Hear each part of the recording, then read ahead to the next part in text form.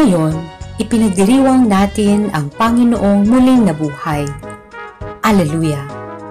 Tunay na nabuhay si Jesus, nagdadala ng pangako ng bagong buhay. Itinatampok ng mga pagbasa ang kanyang tagumpay laban sa kamatayan at ang pag-asa ng buhay na walang hanggan.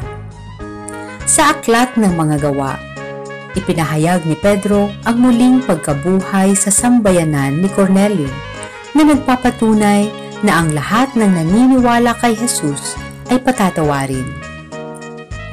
Ang aklat ng mga awit ay sumasalamin sa ating kagalakan. Nagpapasalamat kayo sa Panginoon sapagkat siya'y mabuti, ang kanyang pag-ibig ay walang katapusan. Ang araw na ito ay ginawa ng Panginoon. Tayo'y nagagalak. Sa pamamagitan ng kanyang liham sa mga taga-Kolosas, sinabi sa atin ni San Pablo na isentro ang ating mga pag-iisip sa mga bagay sa langit, hindi sa mga bagay sa lupa, dahil tayo ay ibinalik sa tunay na buhay kasama ni Kristo. Kaya, kapag si Kristo ay nahayag at siya ang iyong buhay, ikaw ay mamamahayag sa lahat ng iyong kaluwalhatian kasama niya. Ang pagkakasunod-sunod ng Pasko ng pagkabuhay ay nagpapakita ng kaluwalhatian ni Kristo nang siya ay bumangon. Na si Kristo ay tunay na nabuhay mula sa mga patay. Matagumpay na hari, ang iyong awa ay tunay na nararamdaman. Ang Ebanghelyo ni Juan ay nagsasabi sa atin na ang mga pangyayari sa umaga ng pagkabuhay na magmuli sa pagtuklas ni Maria na Magdala na walang laman ang libingan at kasunod ni Simon Pedro at Juan. Hanggang sa sandaling ito, hindi nila nauunawaan ang turo ng banal na kasulatan na dapat siyang bumangon mula sa mga patay.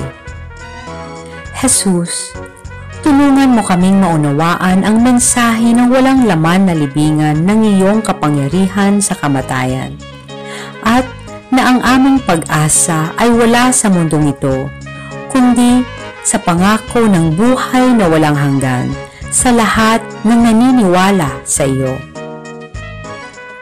Pagninilay. Ang Pasko ng pagkabuhay ay tungkol sa pag-asa, ang tagumpay ni Jesus laban sa kamatayan, at ang pangako ng buhay na walang hanggan. Dahil bumangon siya, kaya natin. Ang Pasko ng pagkabuhay ay hindi isang bagay na ating nililikha o na-schedule. Nangyari ito dahil una tayong minahal ng Diyos. Kaya't ibinigay niya ang kanyang bugtong na anak para magkaroon tayo ng buhay. Sa ating pagdiriwang, tandaan nating gamitin ng matalino ang teknolohiya. Ito ay isang regalo mula sa Diyos. Ngunit hindi ito dapat maghiwalay sa atin mula sa totoong tao at ang tunay na relasyon. Sa likod ng bawat screen ay isang taong nararamdaman, tumatawa at umiiyak. At lagi, nauuna ang dignidad ng tao. Huwag ipagpalit ito sa kahusayan lamang. Manalangin tayo.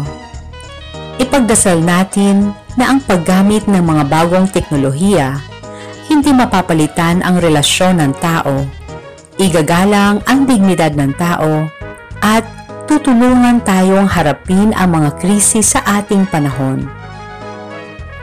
Patuloy nating ipagdasal si Pope Francis ngayon upang pagalingin siya ng Diyos sa katawan, isip at kaluluwa. Amen.